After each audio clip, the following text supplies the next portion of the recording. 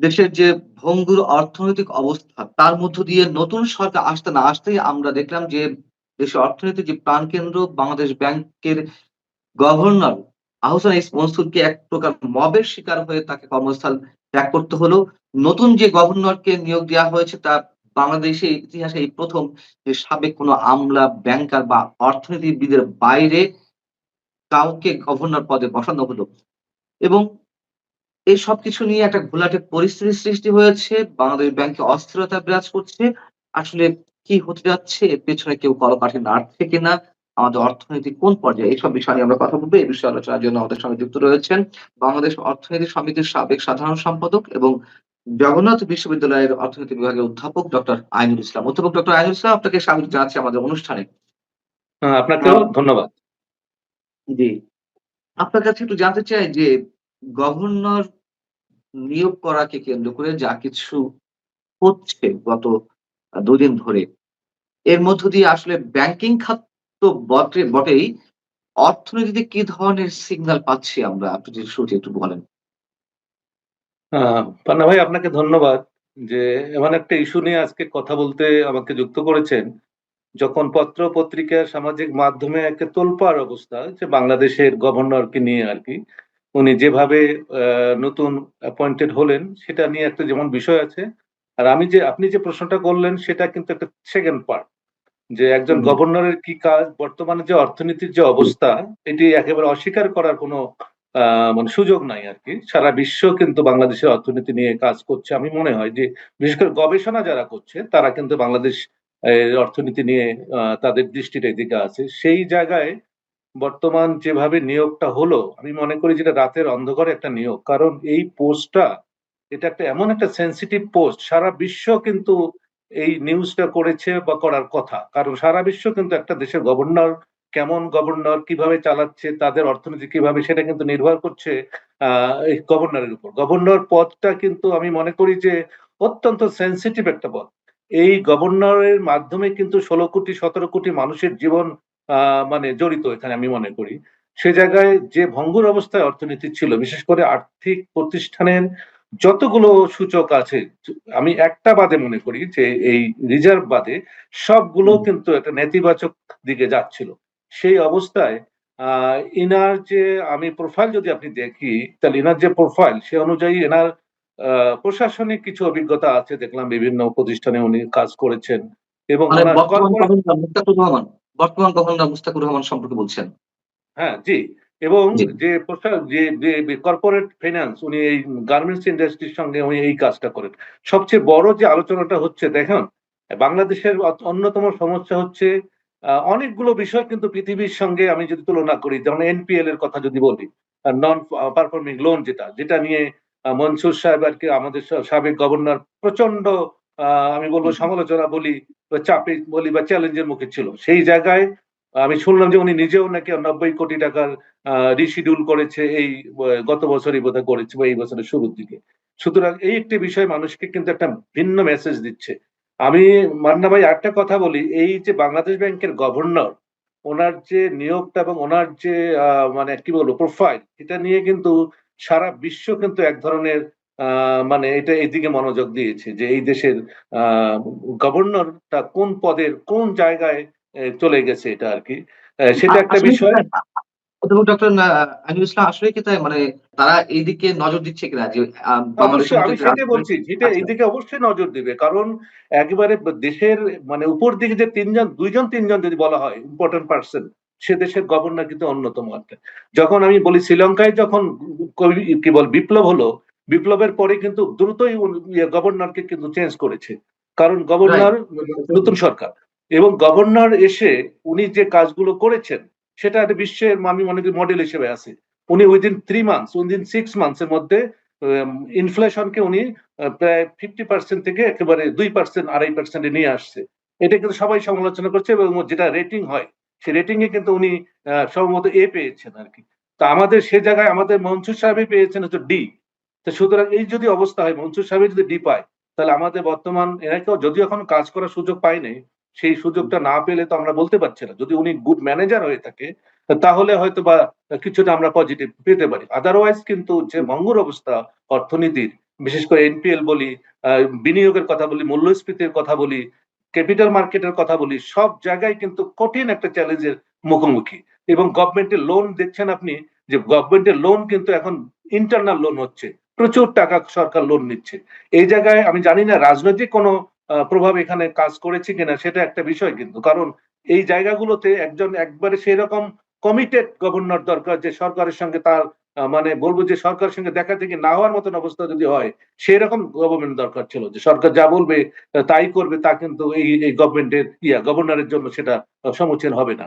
সবসময় গভর্নমেন্টের সঙ্গে একটা কনফ্রন্টেশনের মধ্যে থাকতে হয়, কিন্তু সেইটুকু কতটুকু ম্যানেজ করতে পারবে এই বর্তমান গভর্নর আমি জানি না। ওনার সম্পর্কে আমরা তো অর্থনীতি পড়াই, অর্থনীতির সঙ্গে জড়িত, দেশের অর্থনীতি থেকে খোঁজ খবর রাখি, কিন্তু এই ব্যক্তিকে আমি জানি না, আমি কেন অনেকেই চেনেন না ভালো করে, যে এই ব্যক্তি হঠাৎ করে না, কোত্থেকে উড়ে এসে। আমরা চিনতাম না। অন্তত যারা অর্থনীতি বিট করে হয়তো সামান্য ২-১ জন চিনতে পারে। হুম, মানে তিনি কাজ করেছেন অ্যা বিজিএমইএ তে, বাংলাদেশ ব্যাংকিং সেক্টর যে ইয়েটা আছে তার চেয়ারম্যান হিসেবে। বিজিএমইএর একটি পার্টের চেয়ারম্যান হিসেবে কাজ চেয়ারম্যান করেছেন। আর কাজ সেখানে তিনি করেছে, এখন বাংলাদেশ ব্যাংকেরই গভর্নর। গভর্নর। বিষয়টি অনেক বিস্ময়কর। অধ্যাপক ডক্টর আইনুল ইসলাম আহসান মনসুরের বিরুদ্ধে অনেক ধরনের অভিযোগ থাকতে পারে।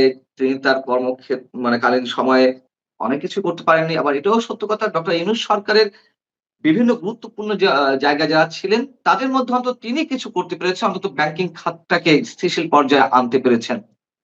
সেই জায়গায় বাংলাদেশ ব্যাংকেরই কিছু কর্মকর্তার মব ক্রিয়েট করার মাধ্যমে তাকে পদত্যাগ করতে হলো বা তাকে স্যাক করা হলো।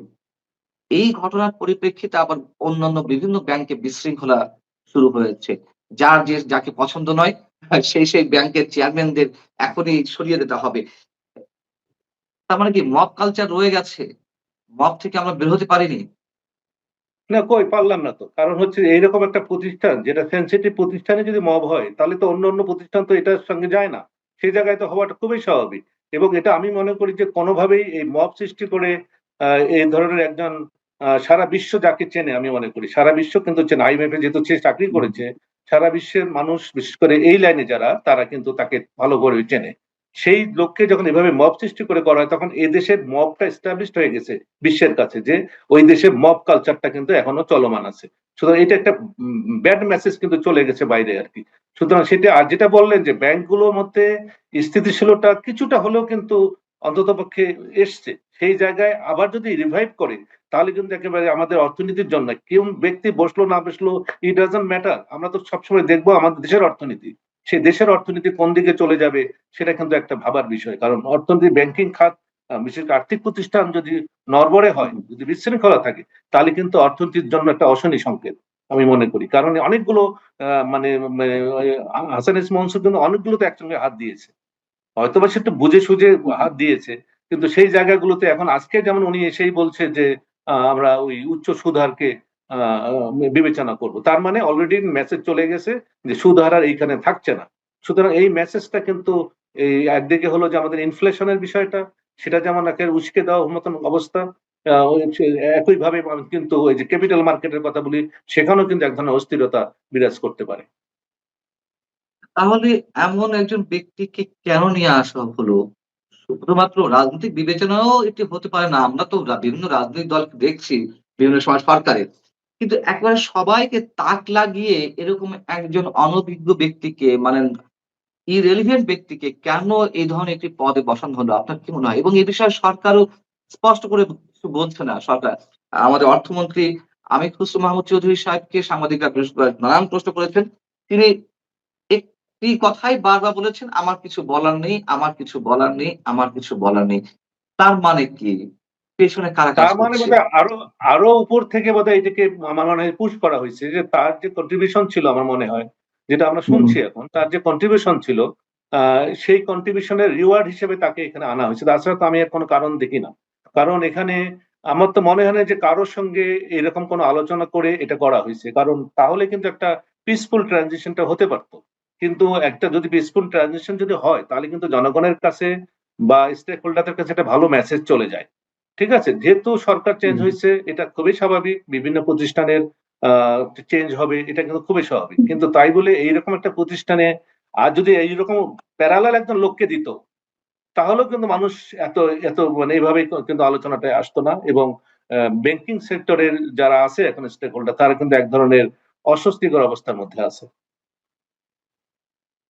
বিএনপি সরকার গঠনের পর থেকে আমাদের প্রধানমন্ত্রীর যে বিভিন্ন ধরনের কাজ বা বিভিন্ন কাজের সিম্পটম, তাতে মনে হচ্ছে উনি নতুন কিছু দৃষ্টান্ত স্থাপন করতে চাচ্ছিলেন, অন্তত বাংলাদেশকে একটা সুস্থির জায়গায় নিয়ে যাওয়ার লক্ষ্যে তার বিভিন্ন কর্মকাণ্ডের মধ্য দিয়ে অন্তত এই কয়দিনে। আমাদের কি তাহলে এখন এটি বলতে হবে যে পেছন থেকে কোনো বিশেষ শক্তি টেনে ধরার চেষ্টা করছে? বা বাংলাদেশ ব্যাংকের নতুন যে গভর্নর, তার নিয়োগ প্রক্রিয়াকে যদি আমরা দৃষ্টান্ত হিসেবে সামনে নিয়ে আসি, এর ভেতরে ভয়ংকর কোনো শক্তি কাজ করছে বিশেষ ষড়যন্ত্রের জায়গা থেকে, এমনটা আপনার মনে হয়? না, সেটা তো অবশ্যই কোনো ধরনের সোর্স ছাড়া তো আর বলা যাবে না। তবে সামনে যেমন আছে আইএমএফ এর, যেমন এখন আলোচনা চলছে আইএমএফ এর যে রিমেইনিং লোন গুলো, সেটার একটা ব্যাপার আছে। তারপরে হচ্ছে সারা বিশ্বে যে আমাদের বিশেষ করে বিভিন্ন চুক্তিগুলো আছে, সেই চুক্তিগুলোর ব্যাপার আছে। এটা তো আমাদের ব্যাংকিং সেক্টর তো এগুলোর পার্ট কিন্তু, সুতরাং সেটা একটা বিষয় আছে। আরেকটা বিষয় আমার কাছে মনে হচ্ছে যে, যেহেতু কি বলে বাংলাদেশ সরকার লোন করছে, এই লোনের বিষয়ে মনসুর সাহেব কোন ধরনের নেগেটিভ অ্যাটিটিউড দেখিয়েছেন কিনা আমি ঠিক জানি না। এটা একটা বড় একটা কারণ হতে পারে আমার কাছে মনে হয়, যে সামনের দিকে অর্থনীতির যে অবস্থা, এটা কিন্তু লোন করা ছাড়া সরকারের চলার মতন সমর্থন কিন্তু আর নাই। সুতরাং হুম। বর্তমান এই যে গত কয়েক মাস থেকে তো এই লোন নিয়েই চলছে, কিন্তু সেই লোনের জায়গাতে বাংলাদেশ ব্যাংক সেটা করবে। সেই জায়গায় কোনো ধরনের হয়তোবা মনসুর সাহেব এটার ব্যাপারে রিজার্ভেশনটা শো করছে এখন, সেটাও একটা আমার কাছে মনে হয় যে এটাও একটা কারণ হতে পারে। সে কারণে একজন একেবারে কি বলবো রিল্যাক্স পার্সনকে এখানে বসিয়ে সরকার তার পারপাস সার্ভ করবে। না, আমার কথা হচ্ছে মনসুর সাহেবকে বাদ দিয়ে দেওয়া হয়েছে বা মনসুর সাহেবকে বাদ দিবে নতুন গভর্নমেন্ট। আপনি যদি বলেন গুরুত্বপূর্ণ বিভিন্ন ব্যক্তিকে নতুন সরকার তার হুম, পছন্দ না হলে বাদ দিয়ে দেয়, এটি আমাদের ট্র্যাডিশন। ঠিক আছে? কিন্তু মনসুর সাহেব বিদায় হয়ে যাওয়া এক কথা, যে তার পার্ট ইস ক্লোজড। হুম। কিন্তু নতুন যাকে নিয়ে আমাদের পথ চলতে হবে, তিনি যদি irrelevant হন, তিনি যদি একেবারে আ কি বলা যায় এটাকে, আমাদের জন্য হুমকির সম্মুখীন হন, এরকম একটা কি পয়েন্টে তাকে নিয়ে আসার ক্ষেত্রে আ সেখানে তো মনসুর সাহেবের কিছু করার নেই বা তিনি কিছু করেননি নিশ্চয়ই। কিন্তু কোন বিশেষ শক্তি যদি কাজ করেই থাকে, তাহলে কি এই সরকার তার অভীষ্ট লক্ষ্যে পৌঁছাতে পারবে? খুব স্মুথলি কাজ করতে পারবে? না, সেটা আমার মনে হয় সেটা আর এটার জন্য আর কিছুদিন অপেক্ষা করতে হবে, যে এই গুণ আরো স্পষ্ট হবে। তবে আমার হুম, কাছে মনে হয় না এই জায়গায় যে সমস্যাগুলো আছে বা সরকার যেটা চাচ্ছে, সেটা এনার দ্বারা পারপাস সার্ভ হবে বলে আমার কাছে মনে হয় না, কারণ এনার তো এই ধরনের কোনো অভিজ্ঞতা নেই। এটা তো অভিজ্ঞতা লাগে। আমি দেখলাম ৬টা দেশের আজকে দেখলাম যে গভর্নরদের যে এক্সাম্পল দেখলাম, মানে প্রোফাইল দেখলাম, সেখানে তার ধারের কাছেও কিন্তু আমাদের এই বর্তমান গভর্নমেন্টের প্রোফাইল যায় না। তা সুতরাং আমি জানি না কোন বিবেচনায় কোন পারপাসটা সার্ভ হবে, আমি জানি না যে কোন পারপাসটা সার্ভ হবে এই ধরনের এক্সপেরিয়েন্স বা কোয়ালিটি দিয়ে, আমার জানা নেই। অর্থনীতিবিদরা তো খুবই হতাশ হয়েছে। বাংলাদেশের হুম। প্রত্যেকটা অর্থনীতিবিদ কিন্তু আমি দেখলাম মিডিয়াতে, সবাই কিন্তু হতাশ যে এটা কি হলো। এর আগের আপনি যতগুলো ১২ এর ১৪তম, তাই না? এবং ১৩তম পর্যন্ত আপনি দেখেন যে এটা কারো বিষয় তেমন কিছু আলোচনা নাই। এই যে আওয়ামী লীগ সরকারের সময় যিনি কামাল সাহেব ছিলেন, উনি তো সিএ করা, চার্টার্ড অ্যাকাউন্টেন্ট, এবং ওনার যে অভিজ্ঞতা, ওনার যা রেজাল্ট, সবকিছু মিলে তার সঙ্গেও যায় না কিন্তু। সুতরাং এনার আগে যেটা ছিলেন। তিনিও ডি পেয়েছিলেন। আওয়ামী লীগ সরকারের শেষ সময়ে যিনি গভর্নর ছিলেন, তিনিও হুম, কিন্তু ডি পেয়েছিলেন আন্তর্জাতিক র‍্যাংকিং এ, whereas হুম, শ্রীলঙ্কার গভর্নর এ প্লাস পেয়েছিলেন। হুম। হ্যাঁ, তাহলে এরকম সেটাই বলতেছি কোন যোগ্যতা সম্পন্ন হওয়া সত্ত্বেও ডি পেয়েছেন। আর এই হ্যাঁ, গভর্নর তাহলে কি পাবেন? তাহলে সে জায়গায় কোথায় যাবে আপনি বলেন? সুতরাং সে জায়গায় আমি মনে করি যে সবচেয়ে একটা অশনি সংকেত দেশের জন্য। জানি না কোন বিবেচনায় তাকে দিয়েছে। আমরা মনে করছি যে, আমার কাছে কোনো কিছু মনে হয় না যে এই পারপাসটা উনার জায়গায় সার্ভ হবে, কিংবা উনাকে সরানোর জন্য। এটাও হতে পারে একটা জিনিস। কারণ বাংলাদেশ ব্যাংকের ভিতরে একটা ভেস্টেড গ্রুপ কোনোভাবেই চাচ্ছিল না, এবং যে ভেস্টেড গ্রুপটা আমি যদি বলি যে এই রাজনৈতিক মদদপুষ্ট। তারা কিন্তু তাকে কোনোভাবেই আর সহ্য করতে পারছে না। ভিতর থেকে কিন্তু এক ধরনের, কিংবা এই ভিতর থেকে এইটাকেই উপর দিকে চাপটা নিয়ে গেছে, সেখান থেকে আবার তাকে সরানো হয়েছে আমার কাছে মনে হচ্ছে। কিন্তু এই কালচার কিন্তু ভালো না। আজকে ইনি যে আছেন, ইনি যদি ওই তাদের পারপাস সার্ভ করতে না পারে, ২-৩ মাস পরে এনাকেও সরাই দিবে তাহলে।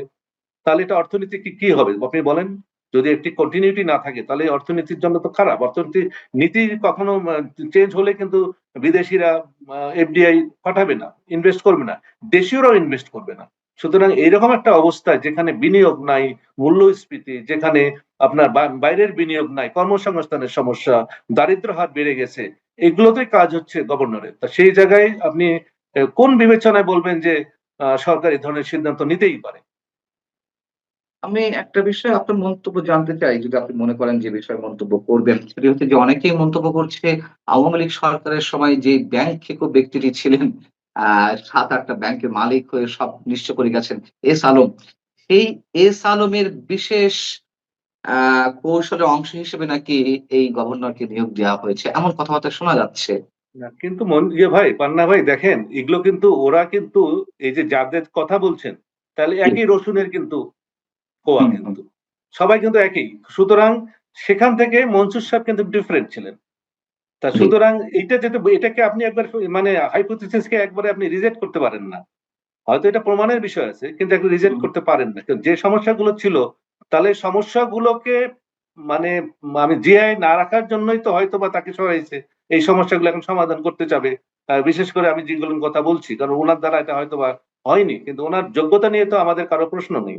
কিন্তু উনাকে কোন কারণে সরালো? তাহলে ওগুলোকে ধরা যায়। আমাদের ইকোনমিক্সে তো এগুলোকে নিয়ে আসা যায়। কিন্তু অ্যাজাম্পশন নেওয়া হয় যে একজন লোক একেবারে দক্ষ লোককে সরিয়ে আরেকজন লোককে আনলো, তাহলে এর পিছনে কি কারণ থাকতে পারে? অনেকগুলো কারণ, সেটা অবশ্য প্রুফ করার দরকার আছে। কিন্তু আমরা এখন পর্যন্ত আমরা বিভিন্ন রকম যেটাই আপনি বলছেন সেটাকে আমি আমি বিশ্বাস করে নিতে পারি। আপনি যেটা বলছেন সেটাও আমি বিশ্বাস করে নিতে পারি, এটা হতে পারে। কারণ যেহেতু এরকম একটা অবাস্তব কাজ হয়ে গেল বাংলাদেশে, এটা তো নানান কারণ হতে পারে, এক একজন এক এক ব্যাখ্যা দেবে। ওনাকেও, সরকারকেও এটাকে ক্লিয়ার করা উচিত এই মুহূর্তে, এবং ওনাকেও ক্লিয়ার করা উচিত যে আমার দ্বারা আমি চেষ্টা করব। উনি এখন পর্যন্ত শুধু একটা কথা ছাড়া বলেনি গভর্নর, যে আমি সুদের হার কি বলে বিবেচনা করব। একটা কথা একদম। ছাড়া অন্য কোনো কথা বলেনি কিন্তু। তা সুতরাং জনগণ আস্থায় আনবে কিভাবে? এখন যদি ওনার মুখ দিয়ে, যেমন আগের গভর্নমেন্টের কথা আমি সমালোচনা করেছি, যে উনি ওই দায়িত্বশীল ব্যক্তি ওখানে বসে উনি ওই ব্যাংক দেউলিয়া হবে, ওই ব্যাংক দেউলিয়া হবে, এই কথাগুলো বলা ঠিক না। এটা উনি কাজে দেখাবেন এটা, কিন্তু যদি এটা মেসেজ দেওয়ার মানে ব্যাংকগুলোর প্রতি জনগণের আস্থা একবারে মানে কমে গেছে। এবং দেখেন ব্যাংকগুলোর অবস্থা উনি আরো ত্বরান্বিত করেছে। আমি বলবো যে উনি আরো ত্বরান্বিত করেছে ব্যাংকগুলোর এই দুরবস্থার কারণে। সুতরাং একজন দক্ষ লোক এই যে মানে চেয়ারে বসে আছেন ওই জায়গায় আপনি আমি কথা বলতে পারি, কিন্তু ওনারা দায়িত্বশীল ব্যক্তিরা কিন্তু কথা বলতে পারেন না। ওনারা যেটা কথা বলবেন এটা এক ধরনের বাইবেলের মতন আর কি। ঠিক জি। আছে, কিন্তু উনি এখন পর্যন্ত ক্লিয়ার করেনি যে সারা দেশ কিন্তু এত সমালোচনা, যে আমার মনে হয় যে গুগলের কি একটা আমি দেখলাম যে এত বেশি মানে আলোচনা হয়নি কোনো ব্যক্তির নিয়ে বাংলাদেশে এখন পর্যন্ত, এত কিছু হয়ে গেল গত হুম, 18-19 হুম। মাসে। কিন্তু এই গভর্নরকে নিয়ে এত বেশি মানে আলোচনা সারা দেশে এবং সারা পৃথিবীতে আমি মনে করি এটি হচ্ছে। অনেক, অনেক ধন্যবাদ অধ্যাপক ডক্টর আইনুল ইসলাম। আপনাকে আমাদেরকে সময় দেওয়ার জন্য। ভালো থাকবেন। দর্শক আপনারাও ভালো থাকবেন। আশা করি বিএনপি ১ম এ ২-১ টি জায়গায় যেই সব জায়গাতে হোঁচট খাচ্ছে, সেই জায়গা থেকে গুলো তারা কাটিয়ে উঠবে, এই আশাবাদ ব্যক্ত করে শেষ করছি।